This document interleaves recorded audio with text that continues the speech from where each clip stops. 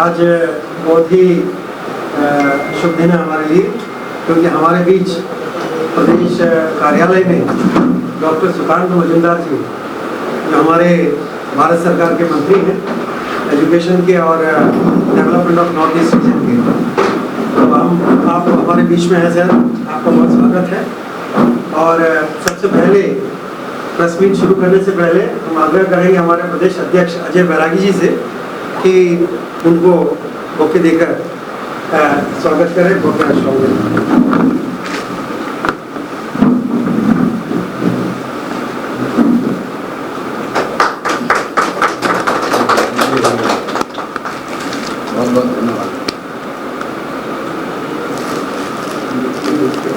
सभी मीडिया बंधुओं को सादर नमस्कार। आप सबको भारतीय जनता पार्टी अंडमान निकोबार प्रदेश कार्यालय में मैं हृदय से स्वागत करता हूं। आज हम सभी के लिए बहुत ही शुभ दिन है। आप सभी को मालूम होगा पिछला 23 जुलाई को हमारे वित्त मंत्री माननीय निर्मला सीतारमण जी द्वारा 2024-25 के जो बजट उन्होंने रखे, जो बजट पेश किया, उसी के अंतर्गत आज हमारे आदरणीय doctor Sukanta Majumdar ji, minister of education and donor, माननीय मोदी जी ने उनको अंडमान भेजने का काम किया है। मैं सबसे पहले डॉक्टर सुकांत दादा को हम सभी के ओर से इस कार्यालय में, इस प्रेस मीट में मैं हृदय से उनको एक बार स्वागत करता हूं, अभिनंदन करता हूं। साथ में प्रेस मीट में हमारे नेशनल एग्जीक्यूटिव मेंबर आदरणीय विशाल जोली जी मौजूद है, हमारे नेशनल काउंसिल मेंबर एल मूर्ति जी यहाँ पर मौजूद है, हमारे कोर कमेटी के सदस्य प्रदेश उपाध्यक्ष माननीय संजय सिंह जी यहाँ पर है, और हमारे डॉक्टर आर देवदास जी जो प्रदेश के मंत्री हैं। खास करके इस बार का बजट देश के विकास के लिए बहुत ही महत्वपूर्ण है, और जिसको पार्टी उतना सीरियस लिया, हमारा प्रधानमंत्री उतना सीरियस लिया, और जिसके चलते हर प्रदेश में एक मंत्री को भेजने का काम हमारे यशस्वी प्रधानमंत्री नरेंद्र मोदी जी ने किया है। तो आप सोच ही सकते हैं कि इस बार का जो बजट पेश हुआ सही मायना में देश का विकास का लिए बहुत ही काम में आने वाला है, और इसका लिए एक मंत्री को अंडमान तक आना दिल्ली से हम सब का लिए बड़ी बात है। मैं आप सबको बोलना चाहता हूं, आज का जो बजट के ऊपर में जो विषय यहाँ पर रखी जाएगी उसमें विस्तार रूप से डॉक्टर सुकांत दा आपके सामने रखेंगे। पर आपसे भी हमारा एक निवेदन है, एक इंटेलेक्चुअल मीट हम लोग आज शाम को 4 बजे होटल लेमन ट्री में करने जा रहे हैं। समाज के जो प्रबुद्ध लोग हैं सभी को हम लोग आमंत्रित किए हैं वहाँ पर, और आप सभी को भी सादर आमंत्रित है कि आप सब भी वहाँ पर पार्टिसिपेट करें। मैं एक नाम लेना भूल गया, ज्योतिर्मय हमारा पुरुलिया से आए हैं, हमारा मेंबर ऑफ पार्लियामेंट, उनको भी मैं यहाँ पर आप सभी के समक्ष उनको भी मैं हृदय से स्वागत करता हूँ। बजट का ऊपर में सुकांत दा विस्तार से बोलेंगे आपको, लेकिन प्रदेश के ओर से हमारा 3 लोगों के बजट को पूरी तरह स्टडी किया है, संजय सिंह जी, एल मूर्ति जी और डॉक्टर देवदास जी। तो अंत में देवदास जी भी अंडमान का ऊपर में बजट में क्या हमें मिला है उसका एक संक्षेप में 2 बात भी रखेंगे। तो मैं आग्रह करूंगा आदरणीय सुकांत दादा को आपका सामने बजट का विषय में विस्तारित पेश करें। धन्यवाद। सबको नमस्कार, मीडिया के बंधुओं को जो यहाँ पे आए हैं, मैं सबको पहले स्वागत करता हूँ। और ज़्यादा समय लेते ना हुए हमारे यहाँ पे जितने भी वरिष्ठ नेता उपस्थित हैं, हमारे प्रदेश अध्यक्ष अजय बैरागी जी, हमारे एनईसी के मेंबर जोली जी, हमारे और एक एनएसी के मेंबर है मूर्ति जी, उनके साथ साथ संजय जी और डॉक्टर देवदास, सबको मैं अभिनंदन देता हूँ, अभिनंदन करता हूँ कि वो जिस तरीके से इस बार अंडमान से भारतीय जनता पार्टी के सांसद चुन के भेजने के लिए मोदी जी की सरकार में अपना एमपी देके सहयोग करने के लिए मैं सबको धन्यवाद और अभिनंदन करता हूँ। देखिए, ये जो बजट है, ये बजट 2047 में भारत को विकसित भारत बनाने की नींद वाला बजट है, उस रास्ते के तरफ ले जाने वाला बजट है।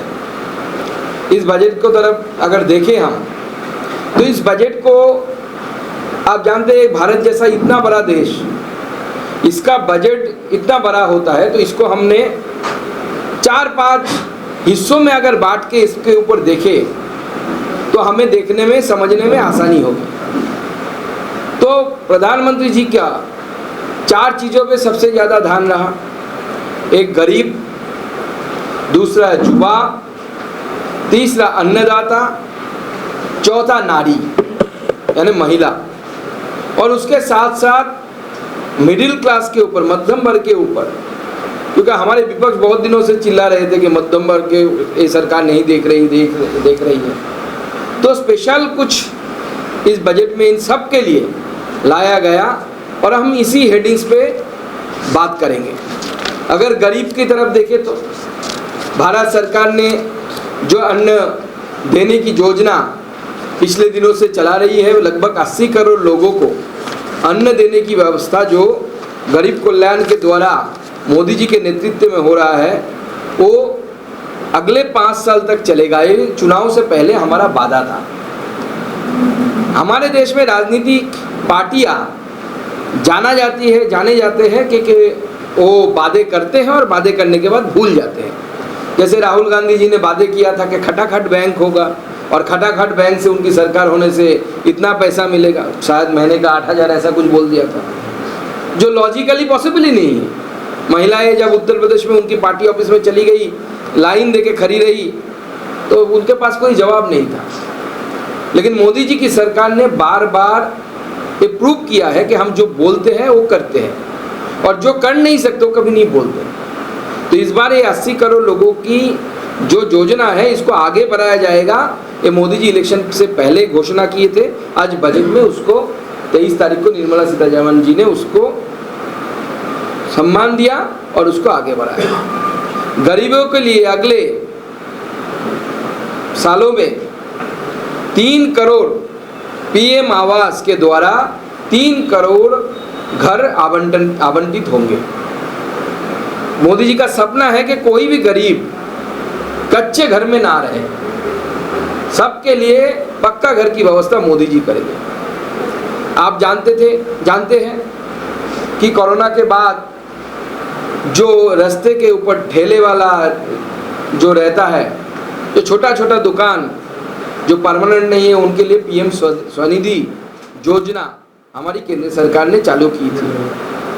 सरकार अभी इसको थोड़ा बढ़ा के, क्योंकि सक्सेसफुल रहा, 10,000 रुपये करके लोन दिया गया बिना इंटरेस्ट का, और ये पीएम स्वनिधि योजना को आगे बढ़ाते हुए 100 ऐसे हाट अलग अलग जगहों में, स्ट्रीट फूड हाट हमारे लोकल लैंग्वेज में बोलते हैं और इंग्लिश में इसका नामकरण हुआ है स्ट्रीट फूड हाब, ऐसे बनाया जाएगा जिसमें जो छोटे दुकानदार है, ठेला वाला जिसे हम बोलते हैं, वो अपना वहाँ पे दुकान या बिजनेस कर पाएगा। पीएम जनजातीय उन्नत ग्राम अभियान के तहत लगभग 63,000 विलेजेस को इसके साथ जोड़ा जाएगा, और 5 करोड़ ट्राइबल पीपल जो है, यहाँ पे भी बहुत ट्राइबल रहते हैं, तो बहुत ट्राइबल लोगों के लिए उनको एस्पिरेशनल डिस्ट्रिक्ट में स्पेशली जो ट्राइबल्स रहते हैं उसके लिए सरकार ये स्कीम लाएगी और इसके द्वारा आदिवासी समाज का उन्नयन होगा। आप जानते हैं कि हमारी सरकार हमेशा सबका साथ सबका विकास, इसके ऊपर विश्वास करती है और इस नीति को सामने रखते हुए हमारी सरकार अपना सरकार के काम को तय करती है। इसलिए 25 करोड़ लोगों को पिछले सालों में हमने अति गरीबी रेखा से ऊपर उठाने का काम हमारी सरकार ने किया। और जैसे मैंने बताया कि गरीब कल्याण योजना के तहत 80 करोड़ लोगों को ये राशन देने की व्यवस्था होगी। तो इसमें लगभग सरकार की 2,05,000 करोड़ रुपए की लागत इसमें आएगी और इससे हमारे जनता की फूड सिक्योरिटी के ऊपर कोई आँच ना आए, कोई भूखा ना मरे, इसके लिए प्रधानमंत्री की ये योजना अगले 5 साल तक चलती रहेगी। प्रधानमंत्री जन धन योजना जैसे आप जानते हैं, जिसमें लगभग 34 लाख करोड़ लोगों के हाथ अकाउंट में डायरेक्ट बेनिफिट ट्रांसफर के द्वारा लोगों की जो अर्थनैतिक उन्नति है, इकोनॉमिक उन्नति है, उसके लिए हमारी सरकार ने लोगों के अकाउंट में डायरेक्ट बेनिफिट ट्रांसफ़र किया है। आप जानते हैं, जैसे मैंने बोला कि स्वनिधि योजना पूरे देश में 78 लाख स्ट्रीट वेंडर्स अर्थात यानी रास्ते के पास जो ठेला वाला है उसके अकाउंट में सरकार ने पैसा दिया है। ऐसे आगे आने वाले समय में सरकार चाहती है कि इसको और भी बढ़ाए और बढ़ा के 100 हार्ट्स यानी फूड हब उसके तहत सरकार इनको और भी रोजगार की व्यवस्था करे। प्रधानमंत्री जनमन योजना, ये जनमन योजना ऐसी योजना है जो हमारी सरकार की अलग किस्म की एक एस्पेक्ट को दिखाती है, क्योंकि हर सरकार की ये इच्छा होती है या जो भी बोले पॉलिसी होती है कि ऐसे जगह पे पैसा खर्चा करे जिससे आपकी वोट बैंक को लाभ हो। लेकिन ये जनमन योजना जो वल्नरेबल ट्राइबल ग्रुप्स है, बहुत ही छोटे छोटे ग्रुप्स, उनके लिए हमारी सरकार चिंतित थी और इसके लिए इनमें बजट में प्रावधान किया गया। इसके साथ वोट बैंक की कोई रिलेशन ही नहीं है, क्योंकि वो लोग संख्या में इतना कम है कि वोट में आपको जीता या हराने में ज़्यादा भूमिका नहीं पालन कर सकते, लेकिन वो भी हमारे समाज का एक बड़ा हिस्सा है, हमारे देश का एक इम्पॉर्टेंट हिस्सा है। इसलिए वल्नरेबल ग्रुप्स, इनके पीछे हमारी सरकार ने अलग से एक बजट का प्रावधान किया। इससे पहले कोई सरकार ने ऐसी एक ग्रुप्स के लिए जिनका इलेक्शन में वोट में कोई मूल्य नहीं है, मतलब जो हार जीत का फैसला में आपका साथ नहीं देता, ऐसे ग्रुप्स के लिए हमारे किसी भी सरकार ने नहीं किया था, हमारे सरकार ने किया है। तो आगे आने वाले समय में आप ये जो पीएम जनमन योजना, ये जो वल्नरेबल ग्रुप के लिए है, ये आगे साथ चलेगी। हमारे जो आर्टिसन हैं, जो हाथ के काम करते हैं, मूर्ति बनाते हैं या कोई कोई आर्टिफैक्ट्स बनाते हैं, क्राफ्ट पीपल जिसे बोलते हैं, उसके तहत पीएम विश्वकर्मा योजना आप जानते हैं, इलेक्शन से पहले हमने बहुत उसको लेके प्रचार प्रसार किया। उसके लिए सरकार ने 4,824 करोड़ रुपए की संस्थान इस बजट में सरकार ने किया है। आप जानते हैं कि आयुष्मान भारत एक ऐसा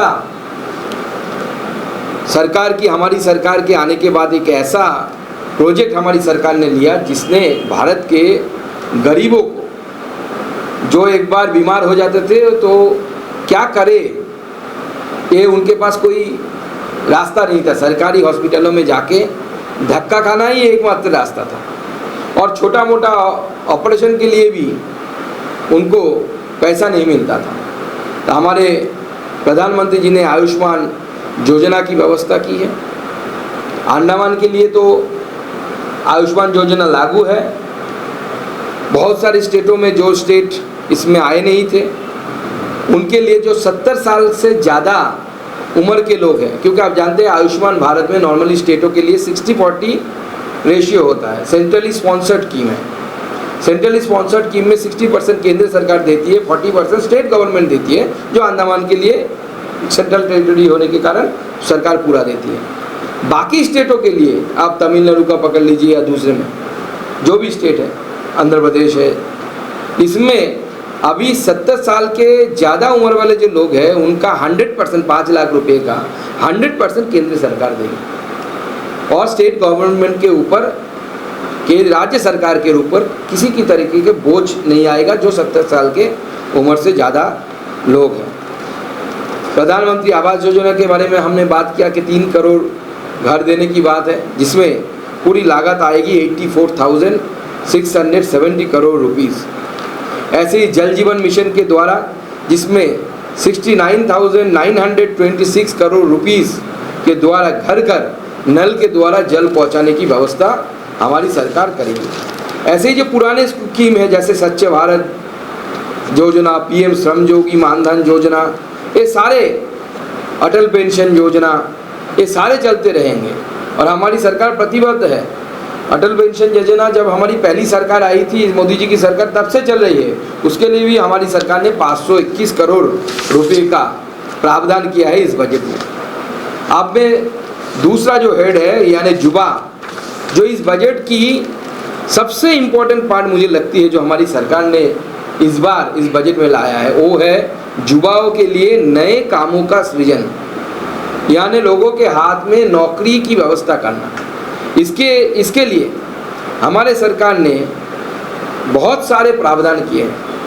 नंबर 1 कि 1 महीने का वेजेस, अगर कोई एंटरप्रेन्योर या कोई कंपनी नए लोगों को नौकरी देती है तो अप टू 15,000 वेज का सरकार उसको रीइंबर्समेंट करेगी फॉर्मल सेक्टर में, और इसमें लगभग 210 लाख यूथ ये इसमें लाभवान होंगे। जब ऐसे इंसेंटिव दिया जाता है तो कंपनीज नए लोगों को नौकरी देने में उत्साहित होती है। ये किया गया है कि नए लोग इन्वेस्टमेंट करें और नए मैन्युफैक्चरिंग यूनिट बने, सर्विस के काम हो और उसमें नए युवाओं को नौकरी मिले। यहाँ तक ने सरकार ने बताया है कि 2 साल तक 3,000 रुपया पर मंथ के हिसाब से हमारी सरकार अगर नए लोगों को कोई नौकरी देती है कोई कंपनी, तो उनके EPFO जो होता है, प्रोविडेंट फंड जिसे हम बोलते हैं, इस प्रोविडेंट फंड में रीइंबर्समेंट की काम हमारी सरकार करेगी। 3,000 रुपया पर एम्प्लॉई वो सरकार एम्प्लॉयर को भी देगी और उसके साथ साथ हमारे एम्प्लॉई को भी देगी। इससे 50 लाख यूथ बेनिफिटेड होंगे और नए कामों की सृजन होगी। इसके साथ साथ हमारी सरकार जो एम्प्लॉयर है उनको भी इंसेंटिव देगी। अगर किसी को फर्स्ट टाइम जॉब देता है, किसी एक्सपीरियंस व्यक्ति को देता है, दूसरी जगह काम कर रहा था फिर अलग कंपनी में आया है तो उनको नहीं मिलेगा, लेकिन नए युवाओं को अगर काम देगी तो इंसेंटिव हमारी सरकार की तरफ से दिया जाएगा। आप जानते हैं कि 10 लाख तक हम बार हमें मतलब हमारी सब सरकार को क्रिटिसिज्म सुनना पड़ता था कि यहाँ पे एजुकेशन लोन कार लोन से महंगा है। फिल्म में डायलॉग भी आते थे ऐसे, लेकिन इस बार सरकार ने तय किया है साल भर हर साल 1 लाख स्टूडेंट्स को 3% की इंटरेस्ट के नाम पर 10 लाख रुपए का एजुकेशन लोन सरकार मुहैया करेगी। और ये यूथ को बहुत आगे बढ़ने के, स्पेशली जो गरीब लोग हैं जिनको IIT मिल गया या गरीब बच्चे जिनके परिवार में ऐसी हालत नहीं है कि वो बच्चे को IIT का फीस दे पाए या मेडिकल हो गया फीस दे पाए, यहाँ से एजुकेशन लोन वो भी ओनली 3% जो इंटरेस्ट रेट है इसमें मिलेगा। और ये मुझे लगता है दुनिया का, अभी तो मैंने पूरा दुनिया का स्टडी नहीं किया, लेकिन मुझे लगता है दुनिया का सबसे कम इंटरेस्ट वाला एजुकेशन लोन है। पूरे दुनिया में इससे कम इंटरेस्ट में कोई एजुकेशन लोन मिलता है अभी तक मुझे पता नहीं। आप लोगों को पता होगा किसी देश का तो हमें बताइएगा, इससे हमारा ज्ञान वर्धन होगा। और इंटर्नशिप प्रोग्राम भी सरकार आगे आने वाले समय में युवाओं के लिए करेगी। ऐसे 500 जो लीडिंग कंपनीज है भारत के, उसमें हमारे युवाओं को भेजा जाएगा और उसमें 5,000 रुपये का वो इंटर्नशिप के दौरान उनको एक प्रोत्साहन भाता भी दिया जाएगा, जिससे वो जाके वो कंपनी में 5,000 रुपया उसको मिलेगा और उसके साथ साथ वो 500 ऐसे लीडिंग कंपनी में काम करते हुए काम सीखेगा कि क्या काम मार्केट में अवेलेबल है। क्योंकि हमारे एजुकेशन सिस्टम का सबसे बड़ा दिक्कत ये है कि जो हम अभी चेंज कर रही है हमारी सरकार एनईपी के द्वारा, हमारे प्रीवियस एजुकेशन सिस्टम और मार्केट में कोई तालमेल नहीं है, तालमेल नहीं था, मुझे ऐसा बोलना चाहिए। क्योंकि एनईपी आने से घाटा ये बीच में जो खाए है ये बीत जाएगा। क्योंकि आपको साबुन बेचना आता है, मार्केट को चाहिए दूसरा कुछ। ये हमारे एजुकेशन सिस्टम का थोड़ा लैकुना था, एनईपी के द्वारा इसको हम चेंज करेंगे और इससे नई यूथ काम सीख के आगे आने वाले समय में उनको जॉब भी मिलेगी। 20 लाख यूथ इनको आईटीआई के द्वारा आगे आने वाले समय में इंडस्ट्री के साथ, ये भी हमारे इंजीनियरिंग कोर्स के और आईटीआई वाले कोर्स जो है उनके बीच में एक खाई था कि इंडस्ट्री को सपोज एक्स चाहिए, हम YZ दे रहे थे हमारे एजुकेशनल इंस्टीट्यूट से। अभी इंडस्ट्री के साथ अलाइनमेंट करके कि इंडस्ट्री का नीड क्या है उस हिसाब से हम तैयार करेंगे। जैसे अगर मैं इस पर एग्जाम्पल से जस्ट बोल रहा हूँ कि अगर हम यहाँ पे कोई इंस्टीट्यूट के द्वारा टूरिज्म के ऊपर कोई कोर्स करा पाए तो अंडमान के लिए लाभ होगा। अंडमान के मार्केट के लिए टूरिज्म एक बहुत बड़ा व्यापार है, बहुत बड़ा बिजनेस है।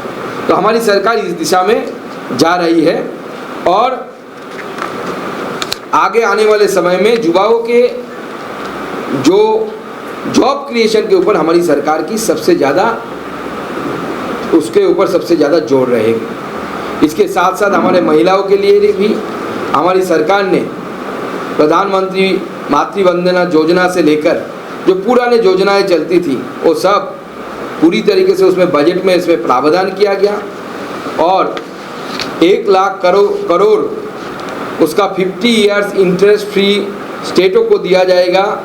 यूथों के लिए कॉर्पस फंड तैयार किया जाएगा और हमारी सरकार युवाओं के खेल में प्रोत्साहन देने के लिए, आप जानते हैं ओलंपिक शुरू हो जाएगा, हमारे भारत के जो खिलाड़ी है वो आज से ही अपना दावा पदक के लिए और रखेंगे। इसलिए हमारी आगे आने वाली अमृत पीढ़ी को तैयार करने के लिए, विकसित भारत के लिए हमारी सरकार पूरी तरीके से लगभग तैयार है और लगभग 40,000 एथलीट्स को 900 करोड़ रुपए के द्वारा आगे आने वाले समय में भी ओलंपिक हो या बाकी जो दूसरे खेल हैं उसके लिए तैयार करेंगे। हमारी प्रधानमंत्री कौशल योजना जो पहले से चलती थी वो ऐसे ही चलती रह जाएगी जैसे इंडस्ट्री के लिए नए नए वर्कफोर्स हम तैयार कर पाए और ट्रेनिंग सेंटर्स ट्रेनिंग इस्टेब्लिश किए जाएंगे, नए लोगों को ट्रेनिंग दिया जाएगा। आगे आने वाले समय में 7 लाख युवाओं को कौशल विकास के द्वारा ट्रेन किया जाएगा। नए जो न्यू एज ट्रेड्स है उसको इंट्रोड्यूस किए जाएंगे क्योंकि समय के साथ साथ इसमें परिवर्तन आ रहा है। मैं अभी मुद्रा योजना के बारे में आप सबको अवगत कराऊंगा। आपको पता ही है कि मुद्रा योजना बहुत सक्सेसफुल योजना रहा जो अभी तक सैंक्शन रुपीज़ मैं आपके सामने डेटा रखना चाहता हूँ, 23 लाख लोन्स दिए गए हैं और उसमें 41 करोड़ लोन सैंक्शन हुए हैं, लोन एंड अमाउंट सैंक्शन हुए हैं। और इसमें मुद्रा योजना में जो पिछले आर्थिक वर्ष में 10 लाख रुपए तक का मुद्रा योजना थी, इसको बढ़ा के आप 20 लाख रुपए तक की भी मुद्रा योजना में लोन ले पाएंगे। अब आती हूँ मैं अन्नदाता के लिए। आप जानते हैं लगभग 11 करोड़ 80 लाख, लगभग 12 करोड़ ही पकड़ लीजिए, 12 करोड़ लोगों को प्रधानमंत्री जी डायरेक्ट ट्रांसफ़र करते हैं जो 6,000 रुपया प्रधानमंत्री कृषक सम्मान योजना जिसे हम बोलते हैं सम्मान निधि, उस सम्मान निधि के वो आगे भी कैरी फॉरवर्ड होते रहेगा। हमारी जो पहला ग्रीन एवोल्यूशन है वो ग्रीन एवोल्यूशन ग्रीन एवोल्यूशन की तरह जाते जाते अभी एक जगह पे आप प्लेटू में आ गए, मतलब इससे ज़्यादा प्रोडक्टिविटी नहीं बढ़ रही है। इसलिए सरकार ने हमारी प्रोडक्शन को बढ़ाने के लिए पूरे देश का 109 new varieties of different crops, those are resilient to the local atmosphere, local environment, local weather, ऐसे 109 वेराइटीज़ का रिलीज़ हमारी सरकार करेगी जो उस इलाके में जैसे यहाँ पे अगर करना चाहेंगे तो हम नारियल के ऊपर कर सकते हैं, बेटल के ऊपर कर सकते हैं, सुपारी के ऊपर कर सकते हैं। तो ऐसे नए वेराइटीज़ की सरकार 109 वेराइटीज़ को ईजाद करेगी और इसको एक्लिमेटाइजेशन करेगी, एनवायरनमेंट में उसको लाएगी, जिससे किसानों की आमदनी में बढ़ोतरी हो। इसके साथ ई-नैम, आप जानते हैं किसान ई-नैम के द्वारा अपना जो उत्पाद है वो ठीक तरीके से मार्केट में ला पाए, इसकी व्यवस्था की हमारी सरकार की है। लगभग इस इनाम के द्वारा देश के ज़्यादातर जो मंडीज़ है वो मंडीज़ इनाम के तहत एसोसिएट हो रहे हैं और इसका लाभ हमारे किसानों को मिल रहा है। हमारी सरकार ने फर्टिलाइज़र की दाम, स्पेशल यूरिया का दाम बढ़ने नहीं दिया। हमारी सरकार 1.64 लाख करोड़ 1.64 लाख करोड़ रुपीस इसमें सब्सिडी दिया है। हमारी 24 और 25 बजट में सरकार ने सैंक्शन किया है। और ये 13-14 में जो हमारी सरकार नहीं थी, यूपीए की सरकार थी, this amount was 65.9 lakh crore only, sorry 1000 crore only, 65.9 thousand crore it was.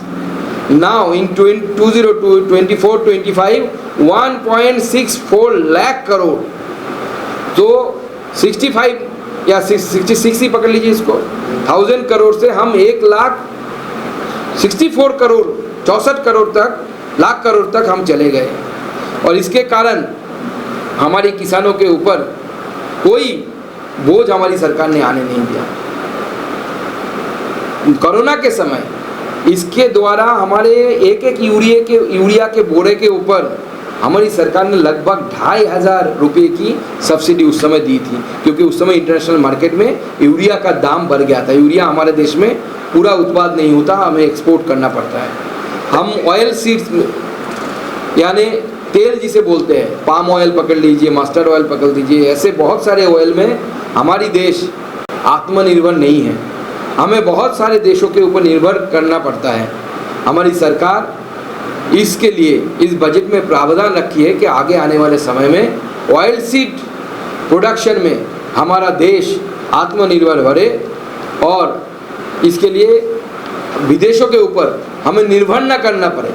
हमारी ऑयल सीड, हमारी पाम ऑयल हम ही उत्पादन करें, हम ही यहाँ पे बनाएं, हमारी देश के किसान बनाएं और इससे किसानों की आमदनी बढ़े। ये सरकार की इच्छा है और सरकार इसमें बजट की प्रावधान किया है और इसके ऊपर पॉलिसी बनेगी।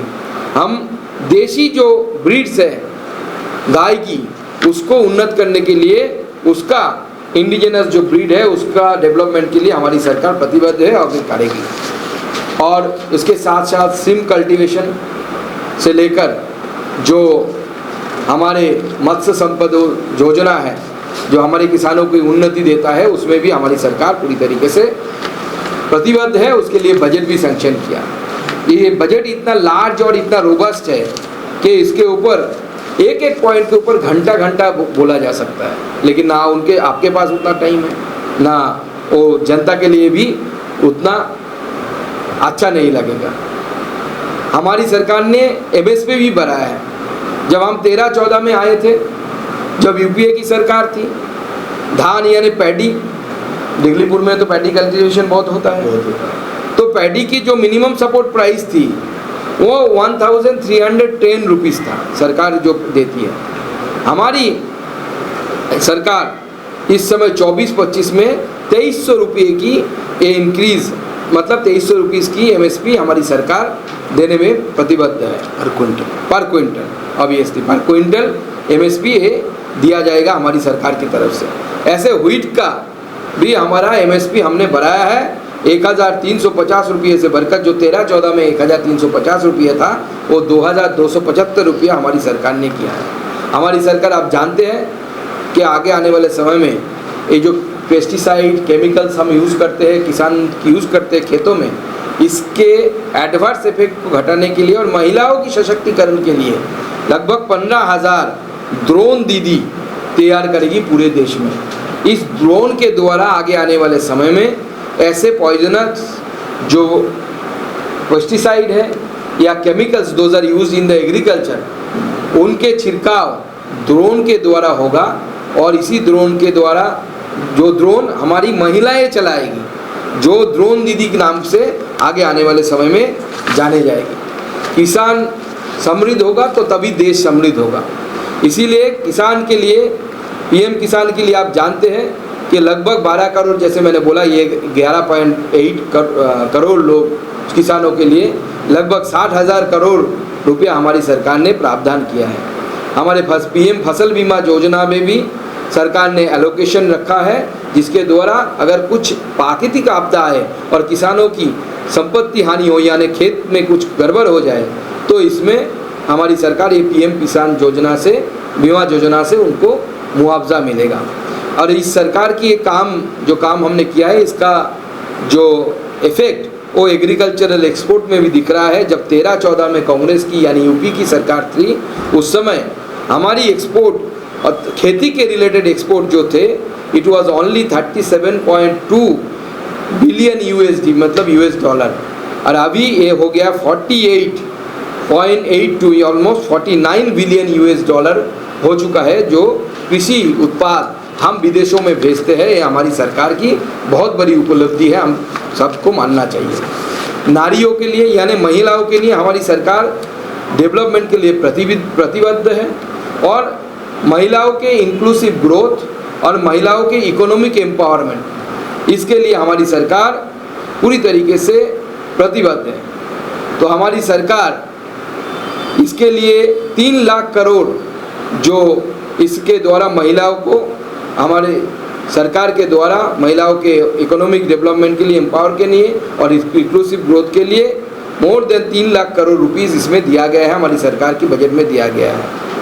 पार्टिसिपेशन जो वुमेन्स काम कर पाए, तो सबसे ज़्यादा वुमेन्स का दिक्कत होता है, महिलाओं के दिक्कत क्या होता है कि घर से दूर जाके काम करना, तो कहाँ रहना, कहाँ पे रहना है, रुकना है, होटल्स सेफ है कि नहीं, सारे सवाल आते हैं, स्वाभाविक है। आप कोई कभी कभी दुर्घटना घट जाती है, तो हमारी सरकार ने तय किया है कि महिलाओं के लिए जगह जगह पे ऐसे हॉस्टल्स बनाए जाएंगे, जो पीपीपी मॉडल में भी बन सकता है, कि जिससे हमारी महिलाएं अगर घर से दूर कहीं पे बिजनेस के लिए या कहीं काम पे जाती है, तो वहाँ पे जाके उस सरकारी हॉस्टल में या पीपीपी मोड में जो हॉस्टल बना है उसमें जाके रह सकती है महिला, और वो सब्सिडाइज रेट में रह सकेगी। महिलाओं में कैंसर की जो एक बड़ी विषय है, आप सब जानते हैं, तो देखा गया है देश में सबसे ज़्यादा महिलाओं को जो जितने कैंसर से पीड़ित होते हैं, उसमें सर्वाइकल कैंसर एक बहुत बड़ा कैंसर है, मतलब बहुत बड़े अमाउंट में होता है, जो महिलाओं के बीच ज़्यादा देखा जाता, मतलब बहुत संख्या में देखा जाता है। इसके लिए हमारी सरकार 9 से 14 साल की बच्ची जो है, इनके लिए फ्री में वैक्सीनेशन की व्यवस्था जो पहले ही सरकार अनाउंस कर चुकी है, और उसमें सरकार प्रतिबद्ध है, उसमें फंड एलोकेशन किया गया है और उसमें हमारी महिलाओं को, बच्चियों को उसमें वैक्सीनेशन किया जाएगा। महिलाओं के लिए हमारी सरकार ने स्टैम्प ड्यूटी भी घटा दिया है। तो आगे आने वाले समय में क्या होगा, जो परिवार में कोई नया मकान खरीदेगा या नया कोई ज़मीन खरीदेगा, अपने घर के वाइफ के या माता के नाम से खरीदने से उसमें कम स्टैम्प ड्यूटी देना पड़ेगा। इससे जो महिलाएं जॉब नहीं करती, उनका भी इकोनॉमिक्स एम्पावरमेंट होगा कि मकान मेरे नाम पे है, मेरे घर मेरे नाम पे है। तो ये इकोनॉमिक एम्पावरमेंट के लिए हमारी सरकार ने ये डिसीजन लिया है। और जैसे 80 लाख सेल्फ हेल्प ग्रुप है, आप जानते हैं, ये सबको लिए जिसके साथ 9 करोड़ महिलाएं जुड़ी हुई है, उसमें इन लोगों को माननीय प्रधानमंत्री ने एक प्रोग्राम लिया है, आप जानते हैं, बहुत फेमस हो चुका है, कि इतने सारे महिलाओं को आगे आने वाले समय में अभी 1 करोड़ टारगेट है कि हम लाखपति दीदी बनाएंगे। प्रधानमंत्री जी सेल्फ हेल्प ग्रुप के द्वारा महिलाओं के इकोनॉमिक एम्पावरमेंट के लिए ये प्रोजेक्ट लाए हैं और इसके द्वारा लाखपति दीदी महिलाओं को बनाया जाएगा। हमारी महिलाओं के लिए बाकी जो योजनाएं चल रही थी, जैसे PMMY, इसमें 30.64 करोड़ सैंक्शन किया गया है और 84% लोन भी दिया जाएगा हमारे महिलाओं को।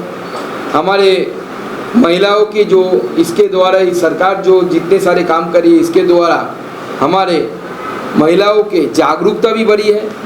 और ये दर्शाता भी डेटा कि एक समय था कि कोई घर में पैदा हो जाता था बच्चा महिलाओं के, रास्ते में कभी कभी हो जाते थे। तो अभी हमारी सरकार की काम के वजह से इसमें कमी आई है। और इंस्टीट्यूशनल बार्थ यानी हॉस्पिटल में, हेल्थ सेंटर में जो देख रेख में कोई कहीं पे नर्स, कहीं पे डॉक्टर की देख रेख में बार्थ अभी 95.5% बार्थ रेट जो देखा गया है ये इंस्टीट्यूशनल बार्थ देखा गया, जो 8-9 में यानी 2008-9 में जो बहुत कम था, लगभग 70% था। तो 3 करोड़ जो प्रधानमंत्री आवास योजना के बारे में मैंने बताया था वो अभी जो सरकार आप जानते हैं कि सारे महिलाओं के नाम पर ये दिया जाता है, तो आगे आने वाले समय में रहेगा। और 10.33 crore LPG connection PM Ujjwala योजना के दिया गया है। आगे आने वाले समय में भी हमारी सरकार इसमें आगे बढ़ेगी। और जैसे आप जानते हैं कि आंगनवाड़ी के द्वारा पीएम पोषण 2.0 जो चल रहा है, जिसके द्वारा बच्चों को, जो नए बच्चे जन्म लेते हैं, बच्चियों को और उनके माताओं को जो फोर्टिफाइड फूड्स है, मतलब जिसमें विटामिन वगैरह ज़्यादा है, ऐसे फूड्स जो फोर्टिफाइड है उनको दिया जाएगा। और हमारी सरकार आगे इस प्रोग्राम को आगे बढ़ाएगी। प्रधानमंत्री मातृ वंदना योजना जो चल रही है, लगभग 3.44 करोड़ प्रेग्नेंट वुमेन को टोटल अभी तक 15,000 करोड़ रुपए से भी ज़्यादा पैसा हमारी सरकार दे चुकी है। और ये आगे आने वाले समय में सरकार देती रहेगी। और हमारी सरकार की इच्छा है कि महिलाएं धीरे धीरे इकोनॉमिक रूप से आत्मनिर्भर बने, अपने आप पैरों पे खड़े हो और सेल्फ हेल्प ग्रुप के द्वारा आगे आने वाले समय में हमारी महिलाओं के जो रोज़गार है वो धीरे धीरे बढ़े। Budgetary provision for middle class, जो हमारी विपक्ष हमेशा सवाल उठाता था कि इस सरकार ने मिडिल क्लास के लिए कुछ नहीं किया, मिडिल क्लास के लिए कुछ नहीं किया। आप जानते हैं कि इस बार जो रोज़गार करने वाले लोग हैं, सैलरीड पर्सन जिसे हम अंग्रेज़ी में बोलते हैं, उन सैलरीड पर्सन के लिए हमारी सरकार ने 7 लाख रुपये तक के लिए नए जो टैक्स जो स्लैब बनाए हैं, तो 7 लाख टैक्स तक हमारे नो टैक्स लायबिलिटी सरकार ने कर दी है। स्टैंडर्ड डिडक्शन जो 50,000 रुपया होता था, 50,000 रुपया होता था, उसको बढ़ाकर हमारे सरकार ने 75,000 कर दिया है। जो फैमिली पेंशन पाते हैं वो फैमिली पेंशन वाले में स्टैंडर्ड डिडक्शन 15,000 रुपीज़ था, उसको बढ़ाकर 25,000 रुपीज़ कर दिया। इसमें इनकम टैक्स में बहुत कमी आएगी। इसका इम्पैक्ट क्या आएगा, 4 लाख करोड़ जो सैलरीड पर्सन है पूरे देश में, उनको इससे आराम मिलेगा, उनका पैसा इससे बचेगा। आप जानते हैं लगभग 1 करोड़ पीएम आवास योजना 2 प्रकार के होते हैं, एक रूरल होता है, एक R1 होता है। R1 के तहत पीएम आवास योजना R1 2.0 के तरह, जैसे ग्रामीण में हम 3 करोड़ घर बांटेंगे आगे आने वाले समय में, ऐसे जो म्यूनिसिपैलिटी एरिया है, कॉरपोरेशन एरिया है, शहरी इलाका है, वहाँ पे 1 करोड़ घर middle class, lower middle class लोगों को दिया जाएगा। तो मिडिल क्लास के लिए हमारी सरकार ने ये सब व्यवस्था की है, जिससे मिडिल क्लास के लोगों के हाथ में और भी ज़्यादा पैसा आएगा, जिससे टैक्स में उनको रियायती मिलेगी और इससे मार्केट में भी वो पैसा जब उनके हाथ में आएगा वो मार्केट में भी ये पैसा खर्चा करेंगे। एक बहुत प्रॉमिसिंग प्रोजेक्ट हमारी सरकार ने लाई है, आपने सुना होगा, पीएम सूर्य घर मुफ्त बिजली योजना। इसके द्वारा हमारी सरकार सब्सिडी देगी। जो लोग अपने रूफटॉप, अपने घर के रूफटॉप के ऊपर सोलर पैनल लगाने चाहती हैं, तो अगर ये कोई बड़ा घर हुआ उसके ऊपर अगर किसी ने सोलर पैनल लगाया और सरकार की तरफ से इसमें प्रोत्साहन दिया जाएगा, सब्सिडी दिया जाएगा, और इसके द्वारा अपने घर के का बिजली तो खरीदना ही नहीं पड़ेगा, उल्टा ये भी हो सकता है कि बिजली वो ग्रिड को बेचे भी। अगर ज़्यादा जगह बड़ा जगह हो और उसमें अगर ज़्यादा सोलर पैनल हम लगा सके तो उसमें वो बिजली बेच भी सकती है ग्रिड को। मतलब ये बिजनेस भी हो सकता है कि आप अपने घर के ऊपर, मैं तो बोलूँगा अपने पार्टी ऑफिस के ऊपर भी सोलर पैनल लगाने के लिए आगे आने वाले समय में, जिससे हमारी बिजली बिल की कटौती होगी। तो ऐसे जो चीज़ें हैं जो मिडिल क्लास को हेल्प करती है, मेट्रो के लिए हमारी सरकार जहाँ जहाँ पे मेट्रो है, मेट्रो सिटीज़ में, वहाँ पे हमारी सरकार ने मेट्रो के लिए बहुत पैसा दिया, रेलवे के लिए बहुत पैसा दिया, जिसके द्वारा हमारी इंफ्रास्ट्रक्चर बढ़े और मिडिल क्लास को सुविधा हो। इसके साथ साथ जैसे आपका एयरपोर्ट भी नया बना है, लगभग 1.5 साल पहले मैं आया था, तब ये एयरपोर्ट तैयार नहीं था। आज मैंने नया टर्मिनस से मैं बाहर आया यहाँ पे। तो ऐसे पूरे देश में 149 एयरपोर्ट्स को हमारी सरकार ने, नए एयरपोर्ट्स को, जो चालू, ये तो चालू था, नए एयरपोर्ट्स के हमारे सरकार ने उड़ान योजना के तहत उसको फंक्शनल बनाया है। और हमारी सरकार आगे आने वाले समय में जैसे गरीब का चिंता किया, मिडिल क्लास का चिंता किया, नारी का चिंता किया, अन्नदाता का चिंता किया, ऐसे जो मॉडर्न चीज़ें हैं, जैसे समझ लीजिए स्पेस रिसर्च, जो आगे आने वाले समय में इकोनॉमी किस तरफ जाएगा इसको तय करेगा। ये न्यू एरिया है, न्यू हॉराइजन है। ऐसे रेयर मटेरियल्स जो उसे बोलते हैं, रेयर जो ओर्स होते हैं, उसके ऊपर सरकार ने इंपोर्ट ड्यूटी घटाई है, जिसके द्वारा हमारी आगे आने वाले, जैसे लिथियम, आप जानते हैं लिथियम बैटरी के लिए बहुत इंपॉर्टेंट होता है, इसमें रेयर मटेरियल में आता है लिथियम। इसके ऊपर इंपोर्ट ड्यूटी घटाने से आगे आने वाले समय में बैटरी इंडस्ट्री यहाँ पे बहुत तेज़ी से चलेगी।